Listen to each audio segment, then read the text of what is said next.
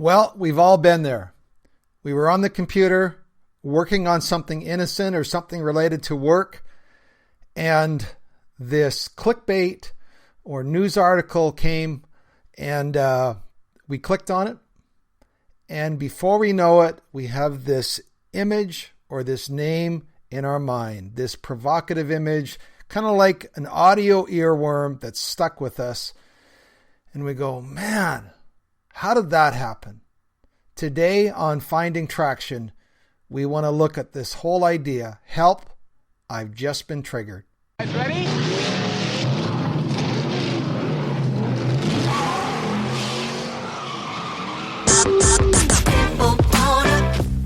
When it comes to porn, are you stuck, spinning out, or slipping backwards in your life? If so, then welcome to the Finding Traction podcast, a show dedicated to those who are looking to gain recovery momentum away from porn and toward the life and relationships they have always hoped for. Now, here's your host, Vern Tomke.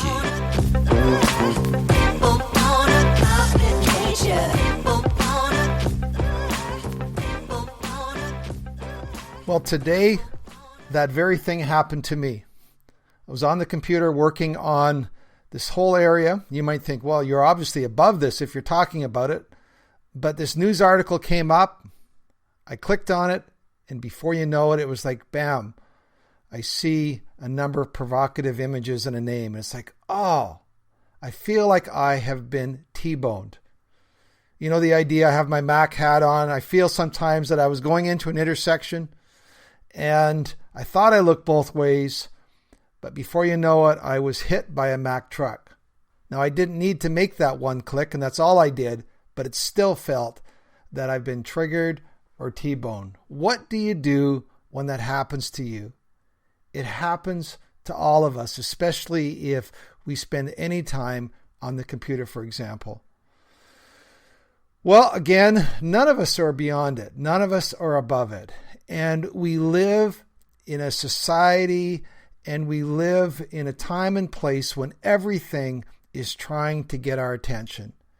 There's no better way to get a guy's attention than some sexually suggestive image or article, and sex sells. And it's constantly trying to pull us in. For example, have you ever noticed the very first episode of a lot of streaming shows, on Netflix or other streaming platforms, they have way more nudity in the first show than maybe any of the other shows. Again, why is that? They're trying to capture our attention. So, again, I'm here as a fellow traveler and a fellow struggler, and I'm just here to give you some ideas as to what I did today in terms of how I immediately respond to that. And just a few ideas that maybe can be of help to you in your journey. Here's the very first one. Get strategic. I noticed that's about the third time on this browser that this has happened to me. And about 4 days ago, I clicked on an article and it had to do with some entertainment thing. And immediately there was a couple images that were associated with that article that were embedded with it. Now, about the first time, fool me once, shame on me, fool me twice, fool me once, shame on you, fool me twice, shame on you, fool me 3 times, shame on you. But finally, about the 4th time, you go, you know what? Forget shame, but I got to get smarter on this. And so I noticed with this browser, you know what? This happens to me more often than not. So I was, told recently, and I stumbled across a browser called Brave, and it's got a picture of a lion, and I started using Brave, and it has had none of those sort of images or ads.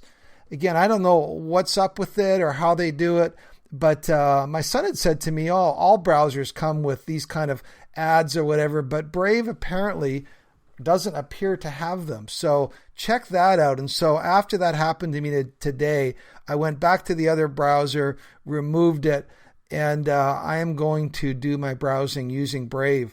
from this time on, because it's just strategic. I didn't need that today. I didn't ask for it. I didn't do anything wrong.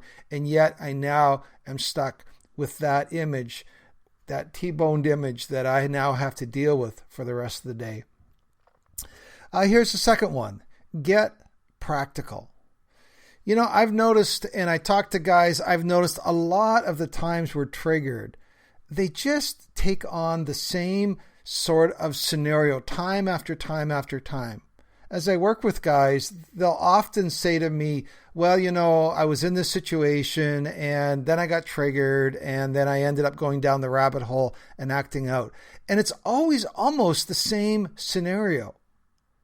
And it's sometimes, at some point I'll say to them, you got to switch up the scenario. One of my buddies, it's always first thing in the morning. He gets up and he's on his computer. His wife hasn't got up yet. And that's his time he struggles. And so you got to get strategic, either saying, I'm not going to go on the computer first thing in the morning, or I'm going to put a filter on that doesn't let me on till 9 or 10 o'clock or whatever. But you've got to get strategic. Here's another example from my daily battle or weekly battle. I notice when I go into the office that I'm often alone, and it's like I have these bombarding thoughts. I sometimes feel like I have this committee, this dark backroom committee of 3 or 4 people in that committee, and they're constantly sending ideas into my mind saying, hey, why don't you check this out? Or you should try this. And I try, and when I don't respond to that, they're not at all dissuaded. They just come up with a new idea. And so I was working at the office, working on some books, and it was like I had these thoughts. And I was talking it over with my wife, and she said, maybe you should, only go into the office on days where you have your Zoom group. I have different Zoom groups with guys. And for example, on Wednesday nights, I have a Zoom group with guys. And so Wednesday for me has that added sense of I'm going to meet my guys on Wednesday evening. And that just gives me an extra incentive. So I've been working on only going into the office, for example, on Wednesday or when I know there's going to be people there. Here's another one. Try ghosting your triggers or temptations. I don't know if you're familiar with the term ghosting. It's what you do when you don't want to talk to somebody. You just don't return their calls. It goes to voicemail. You might have a person in your life or two that you ghost, that you really don't want to spend any more time with. And sometimes when these thoughts come to me, I just put them off. I don't know about tomorrow, but today I'm not going to do that. Today I'm going to stay busy. Today I'm just not going to entertain that. I don't know about tomorrow, maybe tomorrow, but not today. And you know how when you keep putting your friends off, eventually they get the idea. Well, I don't know if our triggers or temptations get the idea, but sometimes I just say, not today. I'm too busy or I got some other things to do. Here's another one. Invite others into your trigger. Well, I guess I'm doing that. I'm inviting my whole podcasting audience into a trigger that just happened to me just 10, 15 minutes ago. And so that's really inviting people into your triggers. Maybe it's texting someone saying, hey, just got triggered, just got T-boned, shutting my computer off, or I'm going out for a walk. Just wanted you to know. I wanted you to know early on. And here's the idea, talking about going for a walk. Maybe it's just a good idea to switch up your activity. That just close your computer, just go out for a 5 or 10 minute walk to clear your head. The skiing analogy for me works well because I was always a novice skier. And for me, I was better than the bunny hills and all that. But I was more of a, those blue circles type of hills. I think that's intermediate or novice. But whenever I saw a black diamond, I knew that was beyond my ability. Stay away from black diamond hills. And sometimes I got get the word picture of me. I don't know how I got to the top of this black diamond hill, but I'm sitting there and I'm at the top.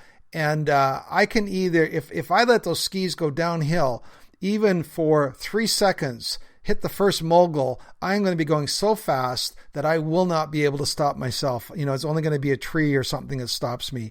That hill is beyond my abilities to navigate. And I think we just have to have this idea when triggers or temptations come, we cannot let them develop any sort of momentum. Once they speed up, we're goners in this process.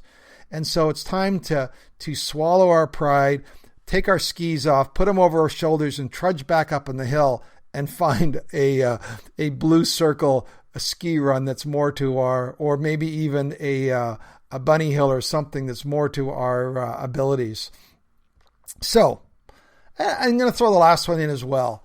I think there's a place, and I know not everybody listens to this is from a spiritual background or would call themselves a Christian or somebody perhaps from another faith background, but I have tried and found it helpful in my scenario to invite God into my temptation.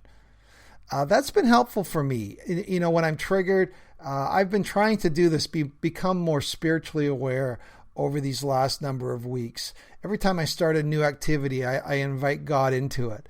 And even when we're triggered or tempted is a little bit more of spiritual language, triggered or whatever, I try to make it a spiritual exercise, invite God into that, and just say, you know, right now I'm feeling really tempted or really triggered, and I just want to invite you into that, as a friend, in terms of that. So anyways, that's something that I've been doing more, and I know a number of people might find that helpful as well. So those are a few ideas. If you had the experience like me today where you were minding your own business and before you know it, you got T-boned in the intersection, you got triggered, get strategic, get practical, ghost your temptation or your trigger, invite others into it, switch up the activity, and invite God into that. So I hope the rest of your day goes well. I hope that you have clear sailing. But if not, these things hopefully will be of help to you. I'd love to hear from you. My email is bandofbrothers@shaw.ca. I've been hearing from more and more people the last little while. It's been really cool to see how this podcast has gone out to different areas. And I'm going to be starting up again a Zoom group. I have 2 different Zoom groups. Those for just guys in regular walks of life. And I also have a Zoom group for people who are in ministry as well. And, that poses some unique challenges. So we've done a group specifically around people in that scenario. Again, the website is bandofbrothers.care, C-A-R-E. And you are allowed to use a 4-letter extension now. So bandofbrothers.care. And I'd love to hear from you, even for you to check out some of the training material that I have. You can also see me on YouTube. So if you want to get an idea of what this looks like on YouTube, that's also a way that we're connecting with people. So YouTube, the website, or a podcast. Here's to a great day of walking in the sunlight. God bless you.